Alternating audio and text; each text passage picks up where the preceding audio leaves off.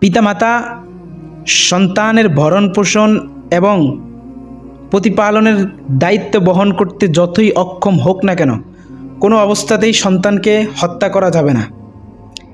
ইসলামের বিধান হচ্ছে হত্যা তো দূরের কথা, তুচ্ছও করা যাবে না।